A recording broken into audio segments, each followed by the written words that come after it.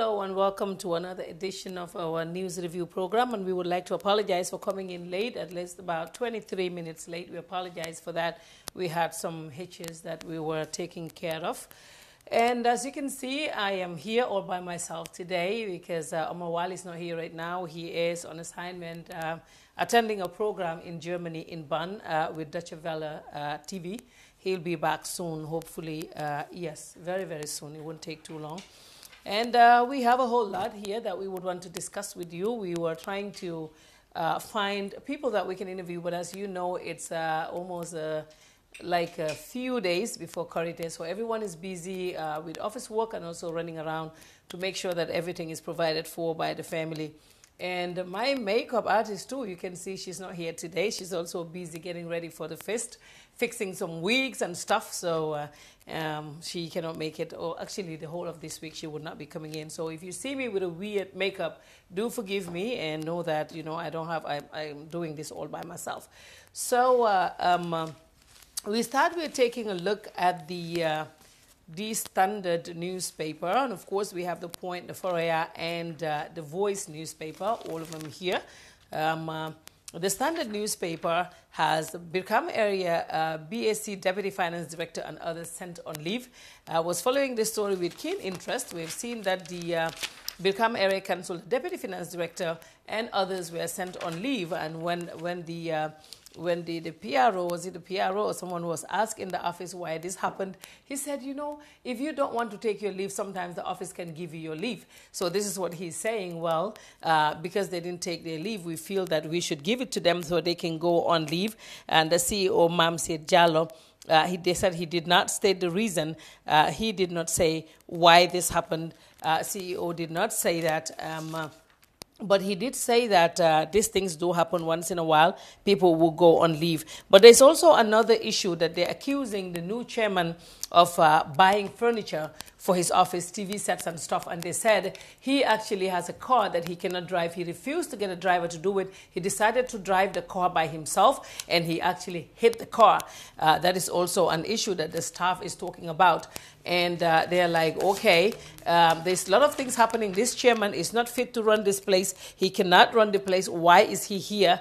That could be some of the staff who were sent on leave. It was one of them who was asking that question. And we also learned that one of the staff who is due on retirement should be gone by now, but that person was saying, oh no, the chairman is very competent. And then when they asked him, but why are you still here? Because you should be retiring very soon. They said he did not comment on that. But he did say that the office has a right to send these people on leave. But how about your retirement though? And then he said, well, mute over that. And until Jammeh calls, I am still the APRC leader. We have seen the back and forth in the APRC party. APRC in disarray, that's what some people are calling it. Like I told you, I think I posted something on my Facebook that they have stopped talking to me. I don't know why. Maybe Jammeh could call, and maybe he's the one who called and said, don't talk to her again, remember? So we actually don't know, but Lamin Tamba did say it's because they're trying to put their house in order, and right now they don't want to give a lot of interviews. They want to wait until they're done, and then they would talk to the media again. But Jammeh Ba did speak to the Standard today. They said in a telephone interview, he told them that he is still the APRC leader. And he will be until Jammeh picks up a phone and say, hello, Jammeh Ba, is that you on the phone? And he goes, yes. Okay, Jammeh Ba, now you can leave. He said that's the only time that he would leave. Jammeh Ba did say that he's the one who sponsors the party, that he's been putting in a whole lot of money into it. So why would Fabakary Tombong Jatta just all of a sudden say, no, it cannot be you, it has to be me? He's like, okay, I put a lot of resources in this party, so nobody can take me out of this except the president, who they call the supreme leader. He said he's the only one who can take him out of this party. But right now they're saying that it's like they have two deputies, right? Each group has their own deputy. They're saying the new deputy from Youth Mobilizer APRC is Pamatar Ndau and not Musa Ndau. That's what that is the side of Jammeh Ba, and there's another deputy on the side of Fabakary Tombong Jatta. So we'll see where this goes. But Emeba did say that he is still the leader. Fabakary did a press conference to say he is also the leader. So APRC actually has 3 leaders. One in Equatorial Guinea, one in Lameng, and one in, I think, where's Fabakary again? I think Tabokoto or somewhere around there. So they have 3 leaders, the APRC. So if it is election time, I don't know how the IEC would deal with this. And another issue, which is a very, very big issue that we're dealing with. Okay, let me just do the news part, and then later on we will deal with the comments. That makes more sense. The Badibu warns Barrow against betraying UDP. You know, the Badibunkas rek. But now this time around they're saying, oh, President Barrow, we know you through UDP. So if you want anything here, you have to go back to UDP and come through UDP. That's the only time that we will accept you. There's been a lot of messages on social media, a lot of voice notes on... okay, I'm on air, and if you try to chat with me, that's going to make it really hard for me. Let's do this quickly. Yes, so a lot of message out there on social media, on WhatsApp groups, asking what is really happening between UDP and the Barrow Youth Movement and President Barrow. There's been a lot of voice notes on WhatsApp, everyone, you know, coming up with their own versions. But one thing we know, officially UDP is quiet about it, and officially the Barrow Youth Movement is quiet about it, and also officially President Barrow is quiet about it. No word has been coming out, no official word, but there's been a lot of talk that President Barrow sent, Barrow Youth Movement went to Badibu to say that they're there to set up an office. And then the Badibunkas were like, no, we don't work like that. We know one person, and that's Lawyer Ousainou Darboe. He's UDP, and as far as we know, Barrow is on the UDP. So anything you want, you go to the UDP. Through UDP, that's the only way we can work with you. We've seen that is what has been happening in Badibu. There are videos around the Badibunkas showing that they're very strong, you know, all of that. So the assets of 5 top Jammeh close allies frozen. That is what the Point newspaper is saying, and this include Tariq Musa of the TK Motors, Warren Jai, who was the MD of Yaya Jammeh's Kanilai Farms, and also Mamadou Lamine Jiba, the Gambia Ports Authority MD. He also served as MD at the Social Security and Housing Finance Corporation, and of course Yankuba Baji of the former National Intelligence Agency NIA, where tortures and killings and false arrests and false charges and everything was starting from. That is Yankuba Baji's also, we understand. You understand that his asset also frozen, and that of Lali Diab of Emporium. Many people that we spoke to today are like, we really don't understand why worry, because they're like, she was just heading the Yaya Jammeh Kanilai Farms, so they don't know how this happens. But we actually wanted to contact someone about this, but the fact that this is still an issue that is under investigations, I don't think they would want to talk about it. But we know that all these people have their assets frozen. And somebody said to me, but Tariq Musa, you know, when Barrow came in, he actually gave some motorbikes. They were asking what's going to happen to the motorbikes. I really don't know if the government would return it. Now that that is given, are they going to take the motorbikes as well? I really don't know, but somebody was asking me. I said, I don't know. So please don't get me into court. So we don't know, but we heard that he donated some motorbikes to the government. Warren Jai's also assets, Yankuba and Mamadou Lamine Jiba. So Barrow implores ECOWAS health ministers to improve health system. That was actually the vice president speaking on behalf of the president at a program that was held at the Keraba Beach Hotel. 3 Nigerian judges to arrive to serve in the judiciary. That has always been happening, but now the judiciary is well equipped with Gambian judges. But again, they need more people, and we understand that 3 Nigerians will be coming in to serve in the judiciary. And this, I'm sure, would not be anything like it was before. Remember when Nkia and others were used by Jammeh? I don't think there's anything like that that would happen this time around, but we're keeping an eye. And of course, Mamadou Turo Darboe, my friend, Mamadou Turo Darboe keeps donating, you know, sometimes 5,000 bags of sugar and stuff. And he also doing the same this time. There is a photo of him on here on the Point newspaper with Baba Haidara, who's also partner at the Point newspaper. They're saying here that Mamadou Turo Darboe extends magnanimity to Victim Center and others.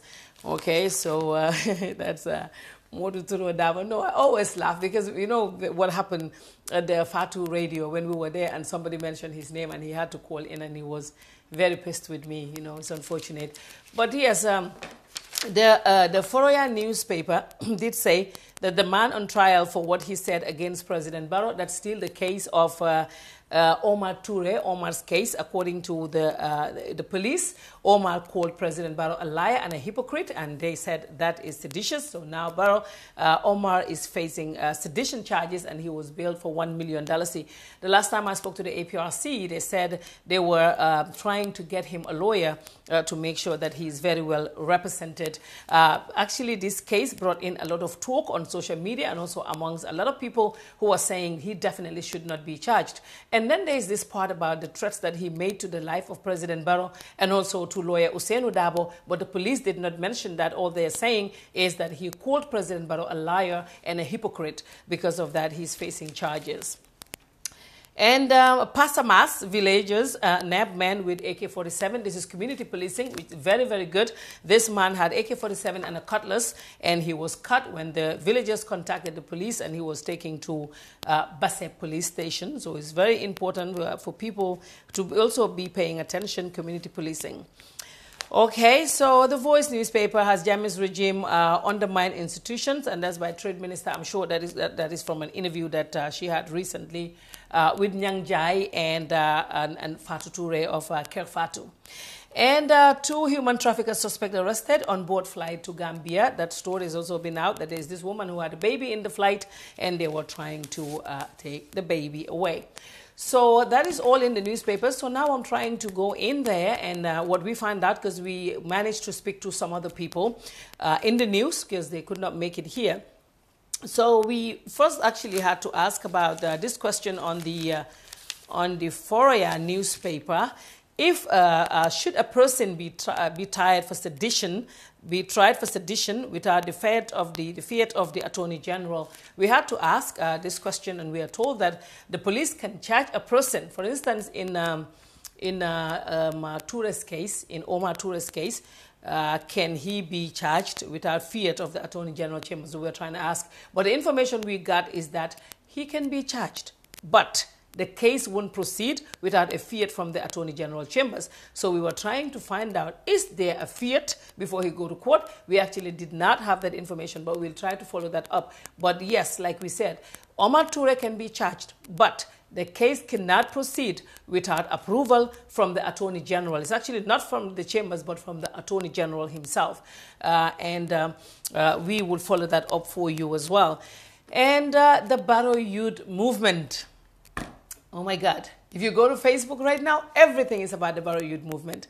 Why did the Barrow Youth Movement go to Badibu to talk to those people about setting up an office there? Why are they setting up an office? These are all the questions that are being asked. Oh, why not UDP? Why do they have to do this by themselves? So I had to find out.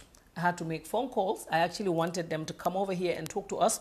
But I understand, I think some of them have gone to the one of the radio stations, local radio station, Star FM, to talk to them, so we couldn't reach them for today.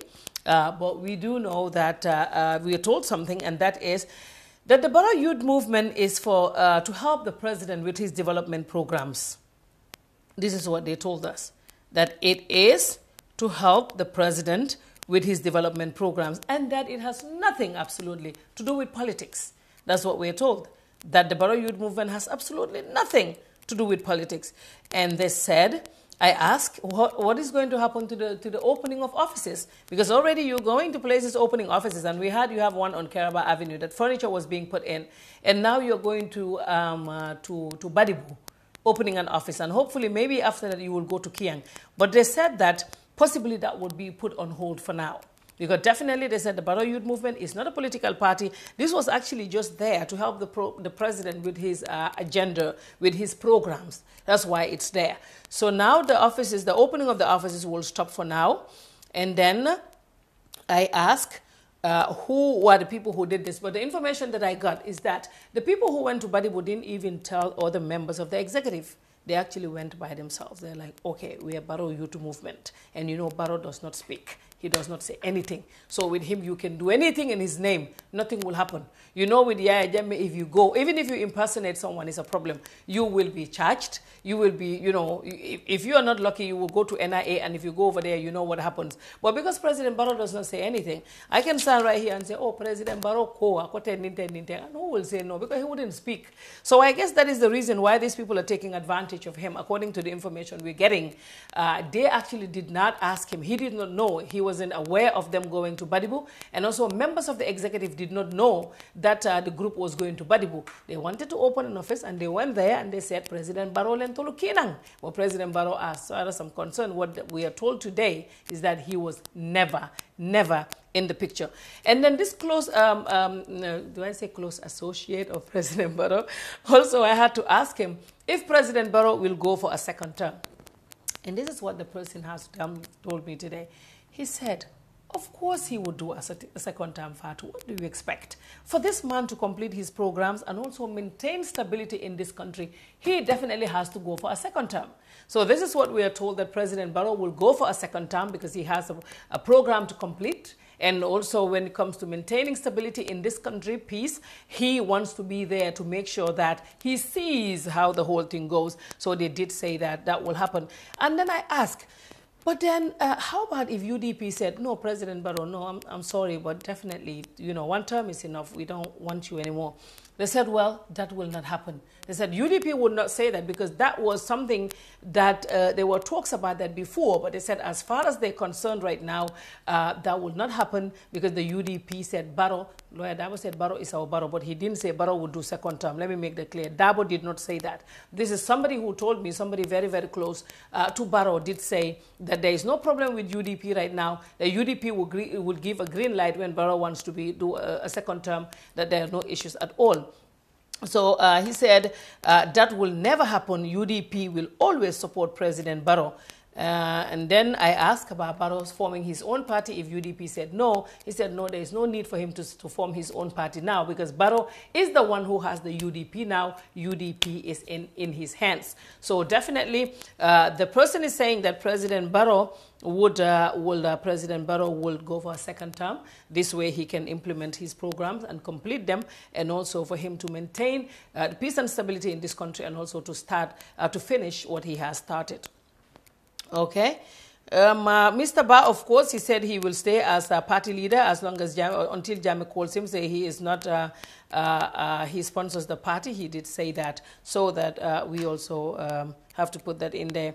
So tomorrow we will have Mama Kande, the leader of the GDC. He will be talking to us. Actually, I thought he was going to come here, but they want us to interview him outside of the studio. So we will meet him tomorrow to ask him all the questions that we want to ask him. And if you also have a question that you want to ask Mama Kande, please do not hesitate to send it to us. If you do, we will we'll be happy to ask him those questions, because we want to also have you come in if you have your questions. Okay, someone is saying here that hypocrite youth should engage in something meaningful, not this useless movement. Someone is saying that, but then, yeah, like I said, they said definitely this time Barrow did not know. You know, we would not support him if he knows. We would tell you he knows. But we understand he didn't know about this. The youths just went by themselves without telling him and without telling the members of their executive. So they don't want this to be an issue. Definitely, they're trying to solve it. They have asked them to stop opening offices now, for now, and hold on. And then someone said anything that they want to do, they have to run it through the UDP. And I was saying, okay, you said they're not a political party, so how can they be contacting UDP to do what they have to do? I think, President Barrow, you have to speak out. We know you don't like to speak. You like being peaceful and just be on your own. But, you know, sometimes, can you do a mandate? I know you didn't ask them to come and form the Barrow movement. The youths did say it themselves that they are the ones who formed this. But can you outline what their roles are? Maybe if it gets to that, maybe that's what you need to do, and say, don't interfere. Anything that looks like political mobilization and stuff, leave that to my party. I mean, you need to speak up and tell these people. That way they know, please, Mr. President. And now we talk about the G4S. We have a video here that we will play for you. Remember, they had like a protest outside here talking about lack of payments, good payment, and also that they're told in their contract that they will be working for 8 hours, but then it goes to 12 hours, and they did not like that. So they went out and they protested, and after that, you know what happened? They are removed. Can you play that video?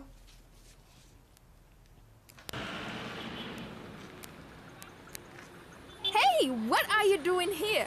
I'm going to replace my APRC 3G SIM card. Why use a 3G SIM card when you have a 4G phone? Replace your 3G SIM card today for the real APRC 4G SIM and receive 1 GB of internet data for free. Really?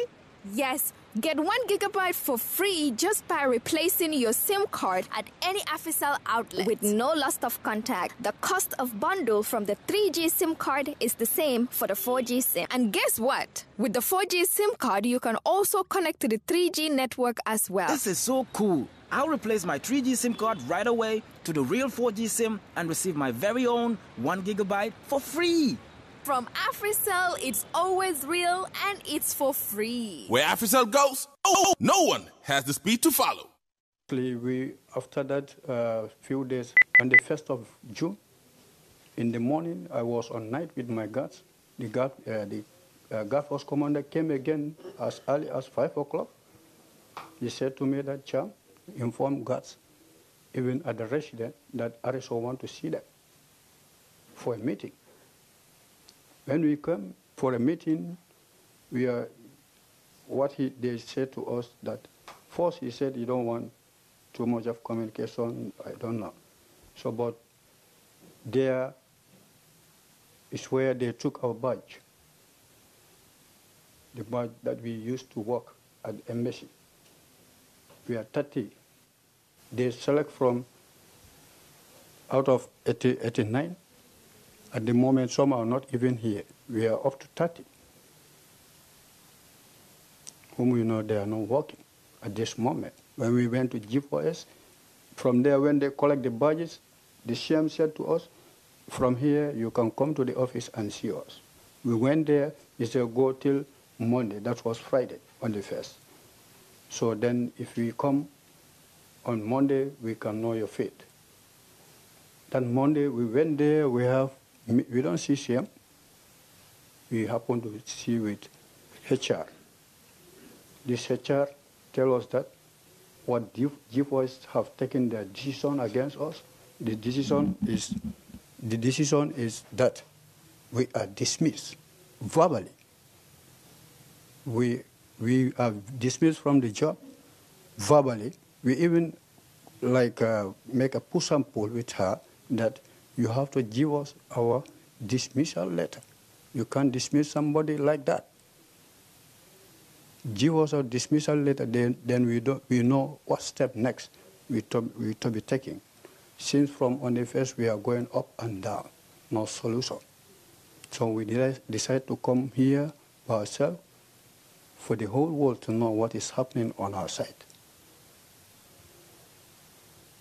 That's all. Hey, what are you doing here? I'm going to replace my APRC 3G SIM card. Why use a 3G SIM card when you have a 4G phone? Replace your 3G SIM card today for the real APRC 4G SIM and receive 1 GB of internet data for free. Really? Yes, get 1 GB for free just by replacing your SIM card at any AfriCell outlet with no loss of contact. The cost of bundle from the 3G SIM card is the same for the 4G SIM. And guess what? With the 4G SIM card, you can also connect to the 3G network as well. This is so cool. I'll replace my 3G SIM card right away to the real 4G SIM and receive my very own 1 GB for free. From AfriCell, it's always real and it's for free. Where AfriCell goes, no one has the speed to follow. Okay, so the guy did say that we've been going up and down and still no solution. They've been going up and down. Actually, I met with them and I spoke with them trying to find out what really happened.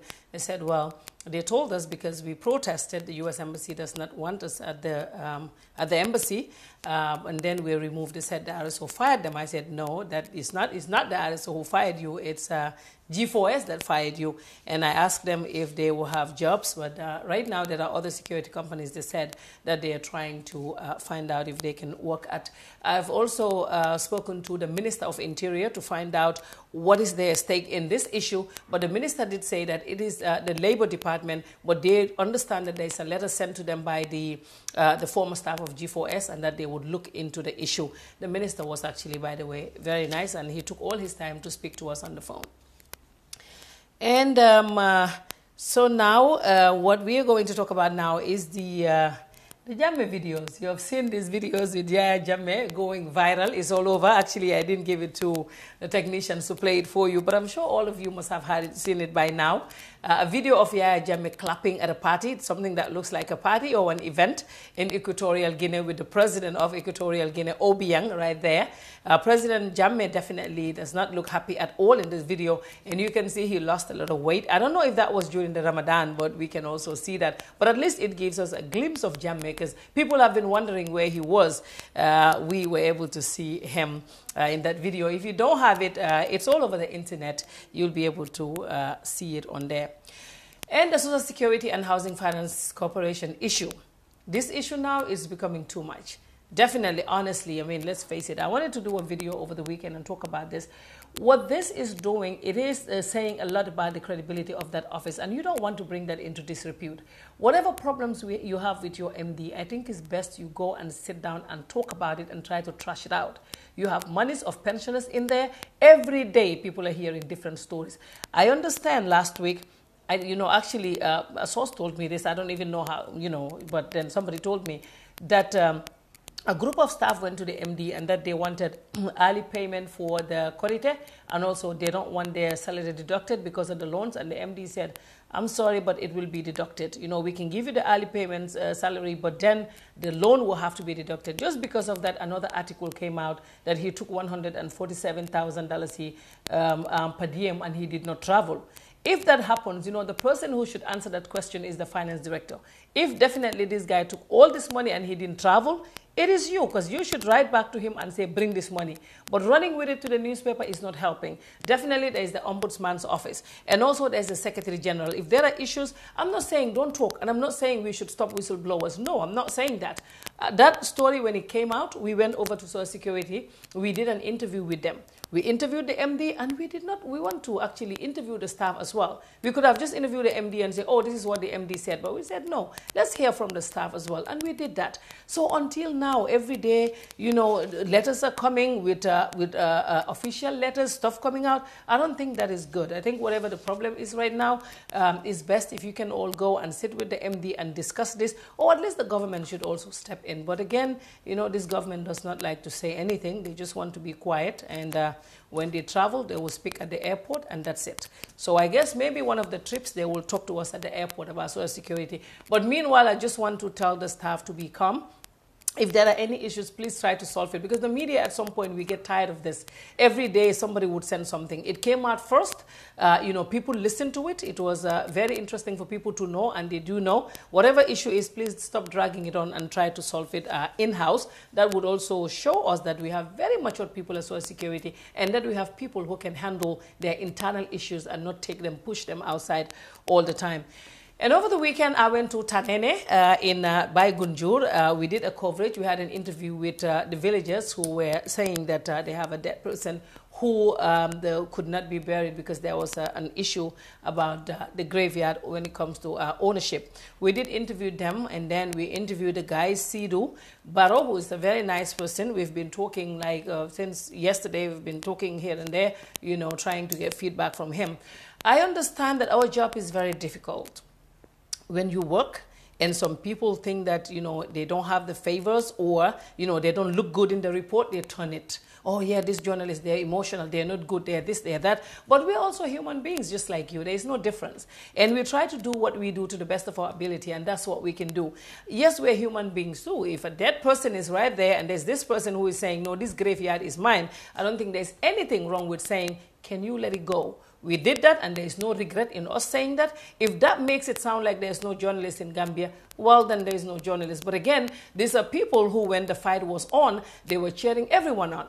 And after the fight was over, we became bad. So definitely, if we are bad again, It's not a problem, but that would not stop us from doing our job. We'll continue to do what we do in the best of our ability. And when it comes to our job, it's not like you are Serer, you support the Serer, or you are Njago, you support the Njago. What we see is the Republic of the Gambia, and we will continue to stand for the Republic of the Gambia without favor, affection, or goodwill. We will continue to do that to the best of our ability.